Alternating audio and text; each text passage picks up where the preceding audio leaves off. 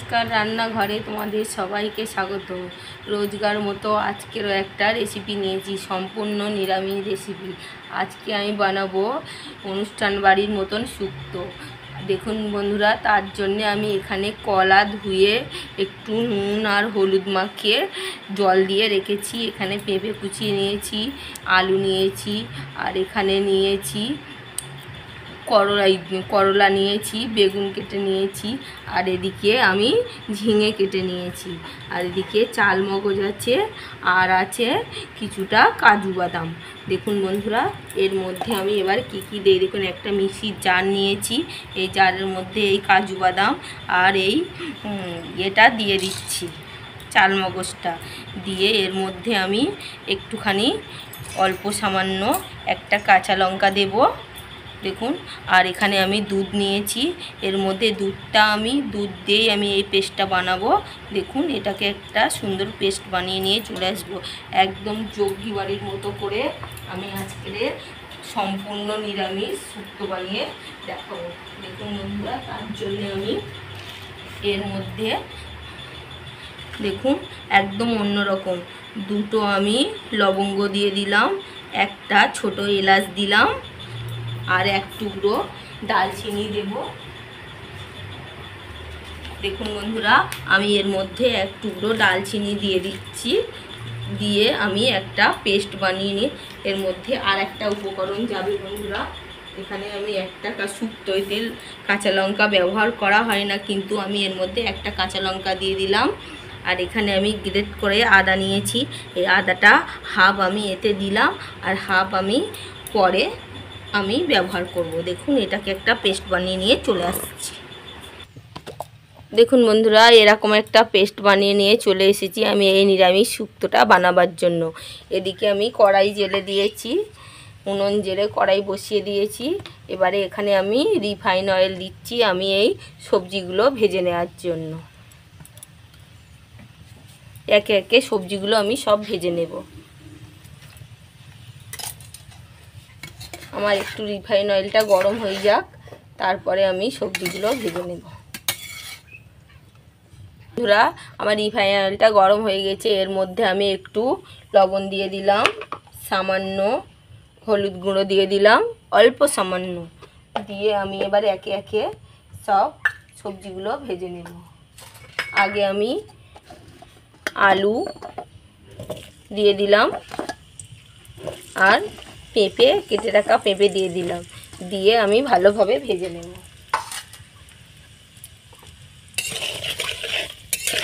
দেখুন, এইভাবে আমি বাদামি করে ভেজে নিয়ে তারপর ফিরে আসব। এর মধ্যে আমি কেটে রাখা এগুলো দিয়ে দিলাম, উচ্ছেগুলো কেটে রাখা উচ্ছেগুলো দিয়ে দিলাম। পুরা ফোড়নে আমি দুটো শুকনো লঙ্কা দিলাম, আর আমি একটু কালো জিরে দিলাম, আর একটু আদা কুচি দিলাম। দেখুন, এইভাবে এবারে কেটে রাখা কলাগুলো দিয়ে দিলাম। তারপরে আমি কেটে রাখা বেগুনগুলো দিলাম। একে একে আমি সব সবজিগুলো এইভাবে দিয়ে দিলাম। দেখুন, সবজিগুলো সব আমার ভাজা হয়ে গেছে। কলা আর বেগুনটা আমি অল্প হালকা হাতে ভেজে নেব, তার জন্য আমি লাস্টে দিয়েছি। দেখুন, এখানে এইভাবে বাড়িতে একবার হলেও শুক্তো বানিয়ে খেয়ে দেখবেন দারুণ। আর এখানে আমি যে ঝিঙেটা কেটেছি, ঝিঙেটাকেও এর মধ্যে দিয়ে দিলাম, দিয়ে আমি ভালো ভেজে সব সবজিগুলো ভেজে নেব। দেখুন কত সুন্দর হয়েছে। এবারে আমি একটুখানি ঢাকা দিয়ে দেব, দিয়ে 5 মিনিট পরে আবারও আমি ফিরে আসছি।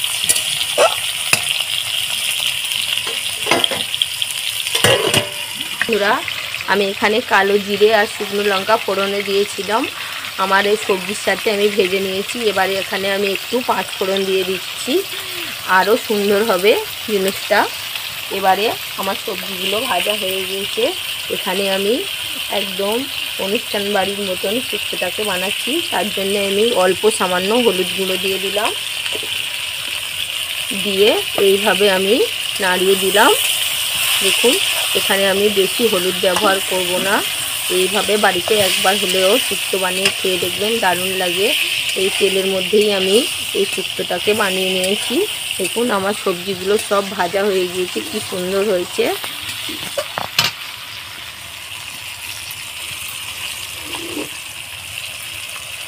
এখানে আমি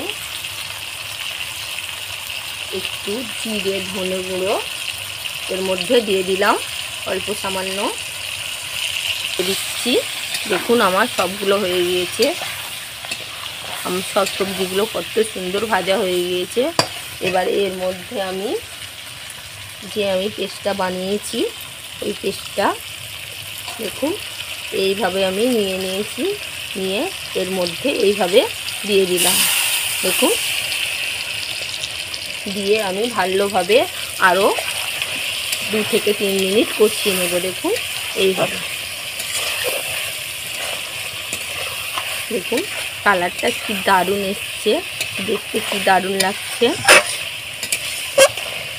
এই যে নিরামিষ শুক্তো রেসিপিটা যদি ভালো লাগে লাইক করো, শেয়ার করো, কমেন্ট করো।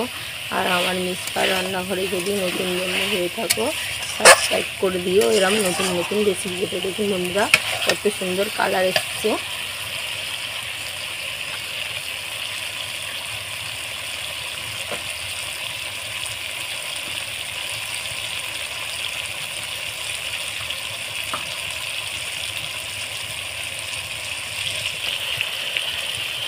দেখুন বন্ধুরা এখানে একটা লঙ্কা দিয়ে দিলাম, জাস্ট এর একটা গন্ধ ছাড়ার জন্য আমি ওখানে লঙ্কাটাকে আস্তই দিয়েছি, চালা করিনি। এটা পরে মেখে খেতে দারুণ লাগবে। অল্প সামান্য চিনি দিয়ে দিলাম, দিয়ে আমি যে দুধটাকে রেখেছিলাম দেখুন এইভাবে এর মধ্যে দিয়ে দিলাম। দেখুন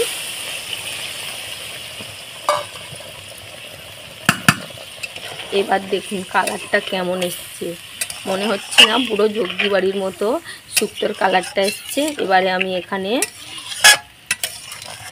5 থেকে 7 মিনিট ফুটিয়ে নিলেই একদম অনুষ্ঠান বাড়ির মতো শুক্তোটা আমার রেডি হয়ে যাবে।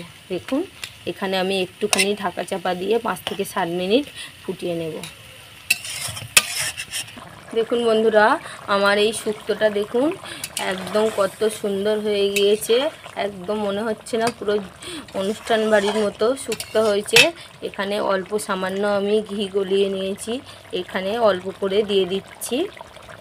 দেখুন অল্প করে দেব, বেশি নয়। আর এখানে একটুখানি আমি গরম মশলার গুঁড়ো নিয়েছি, গরম মশলার গুঁড়োটা এর মধ্যে দিয়ে দিলাম, দিয়ে আমি এবার নামিয়ে নেব আমার এই শুক্তোটা। একদম নিরামিষ সম্পূর্ণ, খেতে দারুণ লাগে। দেখুন আমি এবার নামিয়ে নেব।